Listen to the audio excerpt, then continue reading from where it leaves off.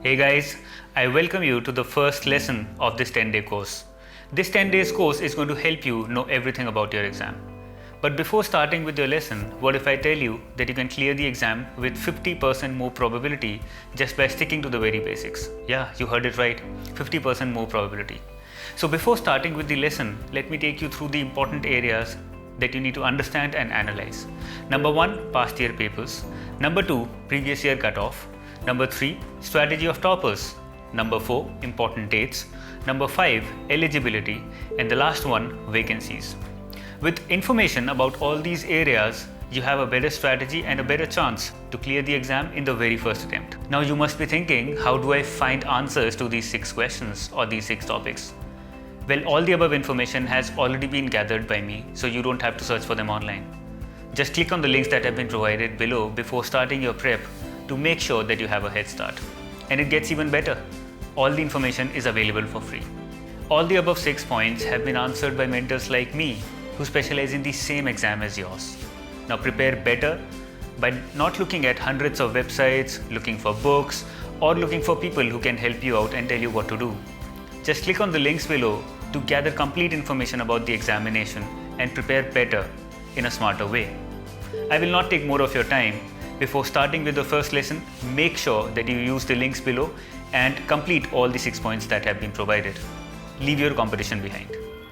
Hello everyone. So we are back with another topic on SEBI Grade A exam. So I hope that your preparations must be going in full swing. So today we bring to you a very important topic from examination point of view, that is stock market. So before moving to the practice questions, or you can say the important question of stock market, I would like to tell you briefly that what is a stock market. Stock market basically means that a platform where the buyer and sellers can come together and purchase or deal in securities as well as financial instruments. Also, if I take you a little bit further, so stock market can be of 2 types, money market as well as capital market. So money market comprises of those instruments or those financial instruments.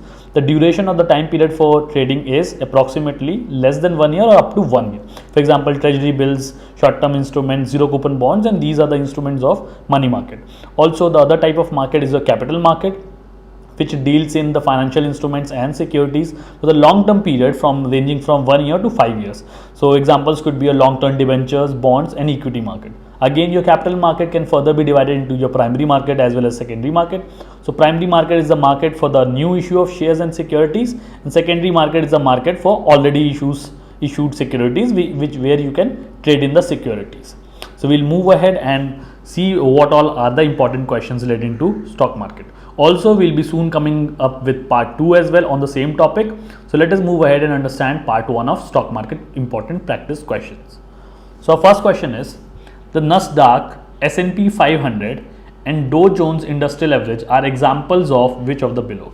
So you must have heard that Nasdaq is also the world's second largest stock exchange in terms of market capitalization. Also, Nasdaq 100 is a term that you might have heard.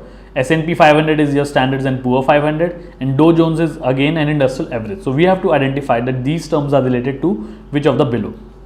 Are they related to exchange traded funds? Are they related to stock indexes, commodities trading, and derivatives trading? So we have already discussed about derivative tradings, that derivatives refers to those financial instruments or contract that derives their value from other product.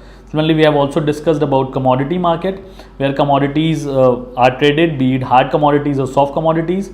If I talk about exchange traded funds are a form of marketable security where they attract certain indexes, or you can say the basket of securities, and these are traded these are traded on stock exchange as well. So this is what is about exchange traded funds. And stock indexes refers to indexes which are based on certain selective stocks. For example, if I talk about BSE, that is Bombay Stock Exchange, so the index for Bombay Stock Exchange is Sensex.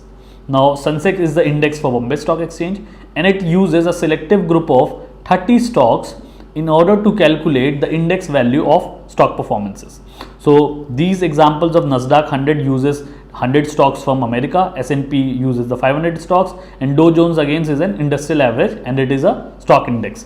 So again, for example, for NSE you have the index as Nifty, which uses the 50 stocks. We also call it Nifty 50. So these are some of the examples of stock indexes. So we can clearly see that the answer in this case is B, that is stock indexes. So these three represents the stock index. Moving ahead. A special trading session conducted for an hour on the auspicious occasion of Diwali is known as dash. So here you can directly see that this question is focused on the area of Indian culture, that is Diwali. So you can directly see by reading the options. So occasional trading based on occasions, festival trading, Muhurat trading and Samvat trading. So in this case the correct answer is Muhurat trading because it is said to be auspicious in case of Diwali. So the correct answer is Muhurat trading. So just to enlighten you a little more on Samvat trading or you can say Muhurat trading. So in case of Muhurat trading, as I already told you that the trading takes place for an hour in the evening in the auspicious occasion of Diwali. This usually takes place in our Indian Bombay Stock Exchange as well as National Stock Exchange, and this is also said to be a new beginning of a financial year, which is also referred to as Samvat trading. So Samvat trading can be said to be a new beginning of a financial year. So if it comes in the exam that what is the new beginning of a financial year known as in terms of Muhurat trading, or you can say when there is a new beginning in terms of Diwali, you can answer that the answer is Samvat trading. Many investors prefer to invest in a portfolio of securities. Portfolio means a group of securities that closely resembles an index is referred to as. So we have just read that many a times we link our portfolios to certain index. It could be any index, be it Nasdaq 100, be it S&P 500, or be it NSE, this Nifty 50, or it can be Sensex as well. So an investor who is preferring to invest in such a form of index is referred to as what kind of investor?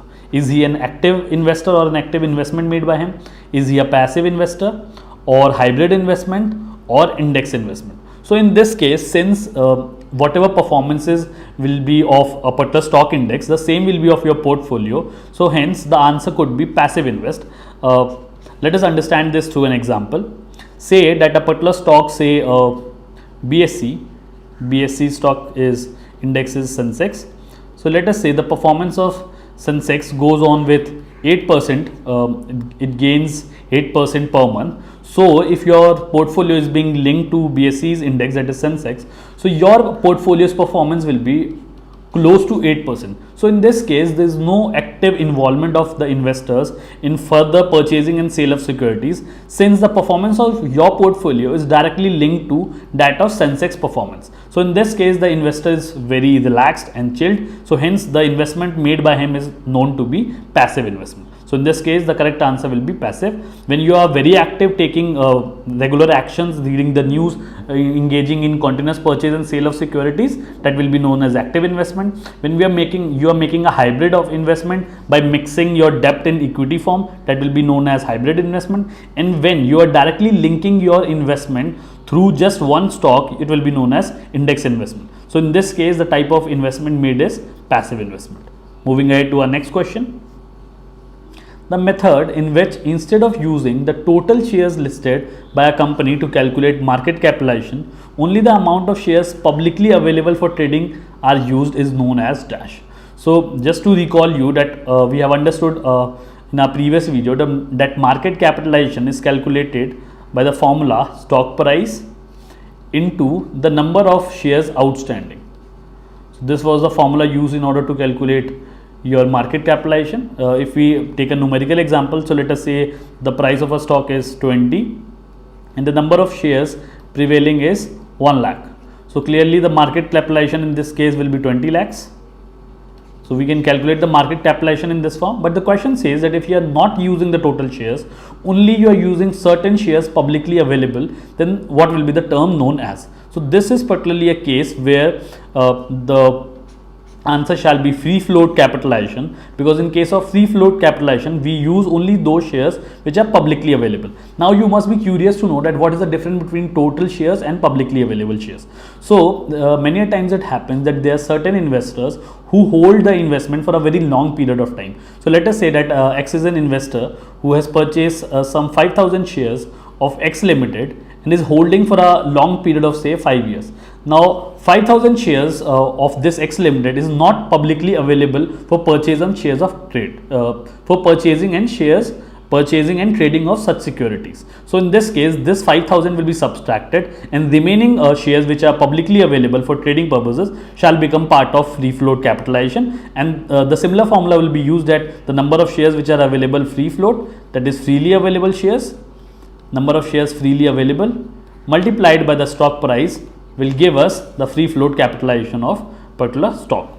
So this is the answer. So in this case, B shall be the most suitable answer. Moving ahead, the method in which an index value is calculated on the basis of company's stock price and not market capitalization is known as dash. So here, as we were calculating the index value, we can use market capitalization, we can use free float capitalization, but when you are calculating on the basis of company's stock price, you are giving a particular weightage to the stock price, you are giving weightages to the stock price, wherever the stocks which are having high prices are giving more weightage and the stocks which have low prices are giving less weightage. So in this case, where you are using certain weightages to the stock prices, what is the basis of calculation known as? So this particular basis is known as price weightage calculation, because you are giving weightages to the stock prices. So this will be a suitable answer. Also, we have read just now what is market capitalization, where we utilize the whole number of outstanding shares. In place of free float capitalization, we use shares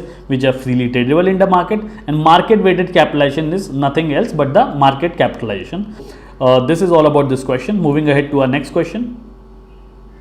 Many traders trade on stock market using borrowed funds or securities. Which of the below describes the above mentioned situation? So many a times the investor do not have full amount in order to make investment into securities. So many a times he borrows from the stock market. So what is the situation known as? This particular situation is known as margin trading. So let us understand this margin trading concept. So let us say that you want to invest rupees 20,000 in a particular stock, and you want to have a certain margin, let us say 50%. So you avail a sort of loan of rupees 10,000 from your stockbroker. So in this case, you have used margin trading up to 50%. So 50% of your loanable amount is said to be margin, that you are trading through margin, because you have taken 50% of the amount total investment as loan, and rest is your own investment. So this is the concept of margin trading. We hope that these terms and these questions would have been helpful to you to your exams. Till then, keep watching our videos. Do subscribe to our channel anujjindal.in. Thank you.